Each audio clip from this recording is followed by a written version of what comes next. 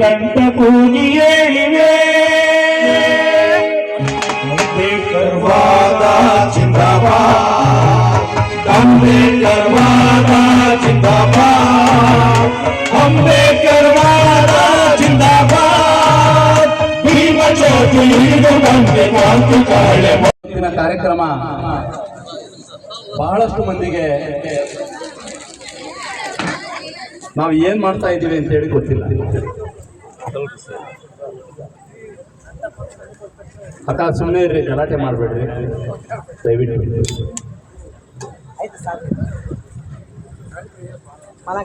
ಇವತ್ತು ಡಾಕ್ಟರ್ ಬಾಬಾ ಸಾಹೇಬ್ ಅಂಬೇಡ್ಕರ್ ಅವರು ನಮ್ಮ ಮಧ್ಯೆ ನಮ್ಮ ಸಮುದಾಯಕ್ಕಾಗಿ ಏನೆಲ್ಲ ಮಾಡಿದ್ದಾರೆ, ಈ ಭಾರತ ಪ್ರತಿ ಪ್ರಜೆಯ ಜೀವ ಇವತ್ತು ಜೀವಿಸಬೇಕು ಅಂತಂದ್ರೆ ಈ ಭಾರತ ದೇಶದಲ್ಲಿ ಡಾಕ್ಟರ್ ಬಾಬಾ ಸಾಹೇಬ್ ಅಂಬೇಡ್ಕರ್ ಅವರು ಹುಟ್ಟಿರ್ಲಿಲ್ಲ ಅಂತಂದಿದ್ರೆ ನಾವು ಇದುವರೆಗೂ ಬಿಟ್ಟಿ ಚಾಕರಿಯ ಗುಲಾಮಗಿರಿ ಪದ್ಧತಿಯಲ್ಲಿರ್ತಾ ಇದ್ದೇವೆ.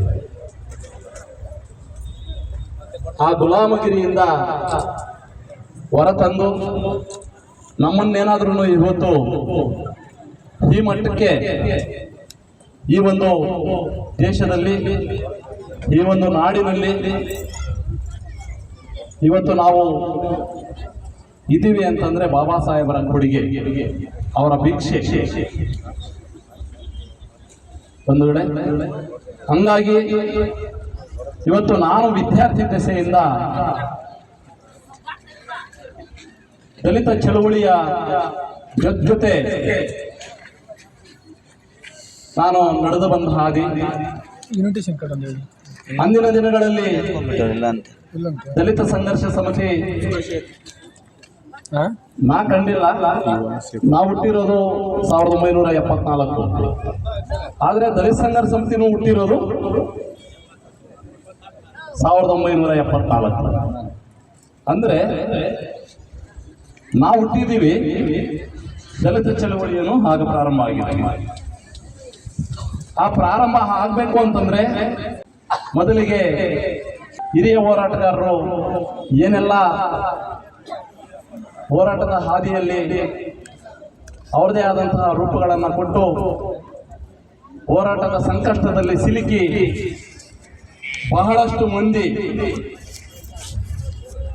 ಈ ಹೋರಾಟಗಳಲ್ಲಿ ಭಾಗಿಗಳಾಗಿ ಕೇಸುಗಳು ಹಾಕಿಸ್ಕೊಂಡು ಒಡೆಸ್ಕೊಂಡು ಬಯಸ್ಕೊಂಡು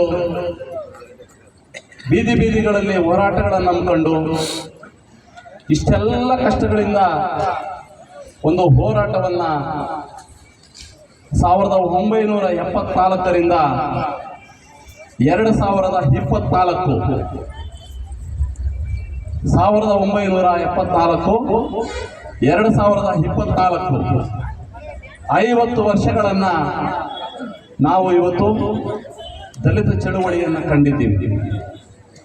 51ನೇ ವರ್ಷದಲ್ಲಿ ಕಾಲಿಡ್ತಾ ಇದ್ದೀವಿ. ಹಂಗಿರ್ಬೇಕಾದ್ರೆ ಇವತ್ತು ಬೇರೆ ಬೇರೆ ಸಮಸ್ಯೆಗಳನ್ನ ನೀವು ಕಂಡಿರ್ತೀರಿ. ಆ ಸಮಸ್ಯೆಗಳು 25 ವರ್ಷ ಆಯಿತು ಅಂತಂದ್ರೆ ಸಿಲ್ವರ್ ಜುಬ್ಲಿ ಅಂತೇಳಿ ಮಾಡ್ಕೊಳ್ತಾರೆ. 50 ವರ್ಷಕ್ಕೆ ಬಂತು ಅಂತಂದ್ರೆ ಗೋಲ್ಡನ್ ಜುಬ್ಲಿ ಅಂತ ಮಾಡ್ತಾರೆ. ಅವರೆಲ್ಲ ಹಣವಂತರು, ಸಿರಿವಂತರು, ಗುಣವಂತರಿಲ್ಲ. ಹಣವಂತರು, ಸಿರಿವಂತರು, ಈ ಎರಡರ ಕಡೆಯಿಂದ ಆ ಒಂದು ಜುಬ್ಲಿಯರ್ಗಳನ್ನ ಮಾಡ್ಕೊಳ್ತಾರೆ. ಆದ್ರೆ ನಾನು ಬಹಳಷ್ಟು ತಿಂಗಳ ಹಿಂದೆನೆ ನಾನು ಒಬ್ಬ ಹಿರಿಯ ಹೋರಾಟಗಾರರ ಜೊತೆ ನಾನು ಹಂಚ್ಕೊಂಡೆ. ಅಣ್ಣ, ನಾವು 50 ವರ್ಷಗಳಾಗ್ತಾ ಇದೆ ದಲಿತ ಚಳವಳಿ ಉಟ್ಕೊಂಡು.